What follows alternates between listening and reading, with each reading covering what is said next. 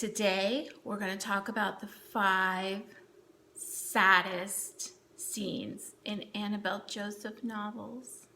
Why so sad, you ask? Well, this week I had to take my oldest child to college. So here's some actual live footage of me when we had to say goodbye to my daughter at her dormitory. I say I had to. It was a joyous thing. It's wonderful, but it's made me sad. I'm going to miss having her in the house. So I thought, okay, let's do a sad video this week. I looked through my backlist and I kind of thought about which ones made me the most sad. It might be different for you. So here they are in no particular order.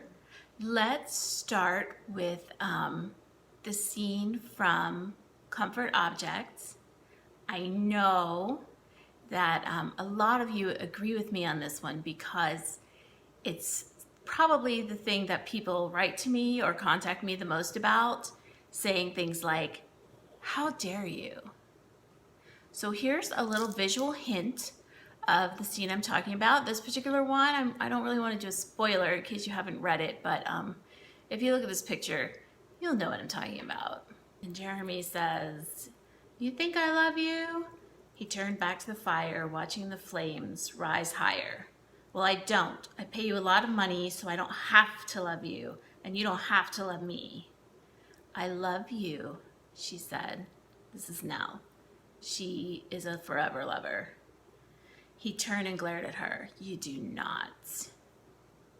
So this scene is so wretched because it's like Jeremy fighting against this love that he wants to feel for her, that he does feel for her, but he doesn't feel like he should feel it, or like he's so out of contact with who he is and what he can do and how his feelings work that he's like just turned into trash. And this is the trashiest thing he does in the whole book, probably. No, I mean, he does so many trashy things to her, but this particular scene is really bad. And when I wrote it, I knew, it's like, oh, my readers are going to be pissed about this, but I don't know.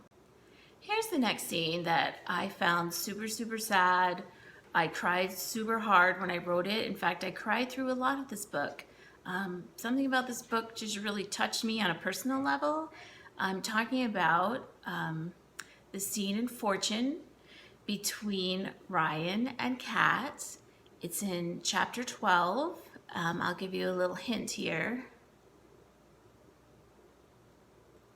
Kat's father is desperately ill, and the hero of the book, Ryan, he's really into origami, and he had told Kat about the concept of making 1,000 cranes, folding 1,000 origami cranes to get a wish.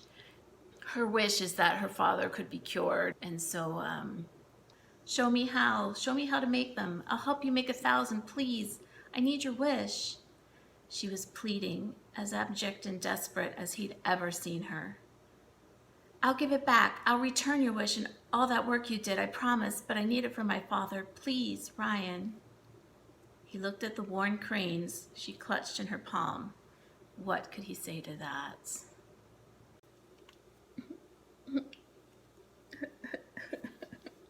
I'm just fake crying, but I did cry when I wrote that. I really did cry my eyes out. Not kidding. If you want to know how it all turns out, you can read the book. It's the second book in my Fortune series, but they stand alone, so you don't have to read them one after the other. So yeah, you're welcome to read it and find out what happened to Kat's father, but don't get your hopes up. Sad scene number 3. I find this just amazingly sad and bitter when it happens. It's a scene between W and Cher, who are the characters in Torment Me, which is from my Rough Love series. W is very complicated. He has a lot of problems. How many heroes do I write that don't have a lot of problems? Like, the answer to that is very few, almost none. Anyway, I looked back at the bed, the dress The envelope was "Share" written on it in W's blocky script. I went and picked it up and walked back to the window, unfolding the white paper and angling it toward the light. There was no greeting, no date or name, just one line in the middle of the page. "Good luck, Starshine." I stared at the words a long time, rereading them, trying to understand them past the roaring panic in my brain. Y'all, I hated to end the book that way, but I had to, because that was literally how I planned for it to happen from the beginning and how the whole book was supposed to unfold. So I'm sorry that it was so sad. But if you keep reading in that series, they eventually get a happy ending. You know you got that happy ending promise from me, always. The next sad scene, you know I was going to bring this book up. It has many sad scenes. It is a very emotional, angsty book. Here's your clue. Let me tell you something about mercy. I reread a lot of my books. My things I reread the most is probably Pawn, because I really like it, and probably the Cirque series, and probably the BDSM ballet series. Like, those are the ones that are my happy place. I read them a lot. They make me super happy. I never reread Mercy because there are too many parts of it that make me squirm, and not in a good way. And so this is one of those very sad, squirmy scenes. This was the scene between Matthew and Lucy. It's in chapter 10, and I think of it as the scene where he tries to break her, which he doesn't, by the way. He never does. He tries. He comes very close. He broke me. I can't hardly read the book, but I don't want another fucking word from you. He crossed to the armoire and got the cane and stood over me for a minute, and then he said, "Don't bother to count." As he started to beat me, I heard him talking low, almost to himself. "You know why they call it falling, Lucy? Why they call it falling in love? Because it's completely out of your control, and I hate being out of control." Which is the damn truth. Matthew is a messed up motherfucker. We all know this. He's still so beloved by my readers. I do love him too. I love Matthew and Lucy, but yeah, there are a lot of scenes in that book I have to skip because they're super brutal. Okay, one last scene and we'll wrap up this sadness. This one has actually been on my mind a lot because this book is being developed into an audiobook. I listened to it last week. It is very beautiful and touching. And the narrator, it's a man. His name is Rex J. Silverton, I think. He has a super deep, resonant voice that just gives the emotion so much more weight, in my opinion. Anyway, so this particular scene that always makes me sob like crazy is from the third book in the Mephisto series. Here's your hint. There are actually several times that Molly visits Clayton's grave, but there's one in, this is in chapter 11, and it's when it's between Molly, Mephisto, and Clayton. Mephisto isn't really there when it's happening. It's mainly between Molly and Clayton, who is in his grave. Basically, she's telling Clayton that Mephisto's going to collar her and kind of just sharing her feelings about that. "I'll come again soon. Next time I'll show you my collar." He says it's a chain this time, and it's pretty, although yours is pretty too. I still have it. I'll always keep it.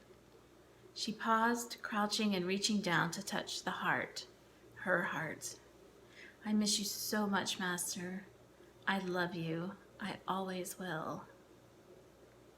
So, if you haven't read the book, like on her master's tombstone, he put a heart under his name so that Molly could, if she wanted to, be buried there someday with him. So she thinks of it as her heart, and it's right there under him because, of course, she was his devoted slave and would never think of being on top of him.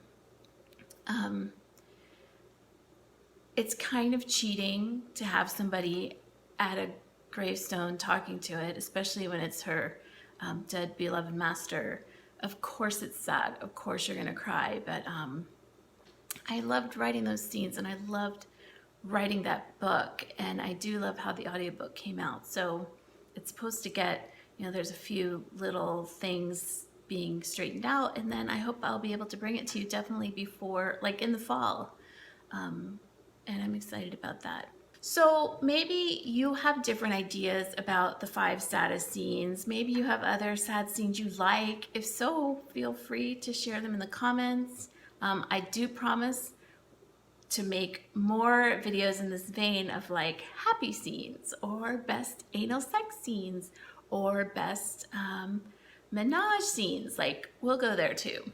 But I was sad about college, but I was also happy because let me remind everybody, and I've said this before, I started writing a little over 10 years ago, and everything I made, even the first year when I only made $300, we've been putting it away for the kids to go to college.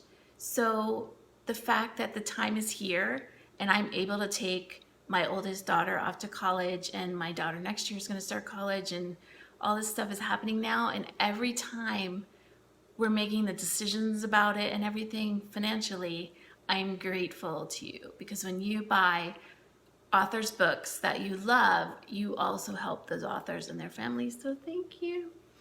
Okay. No, it's fine. I just have something in my eye. Okay. I'm fine.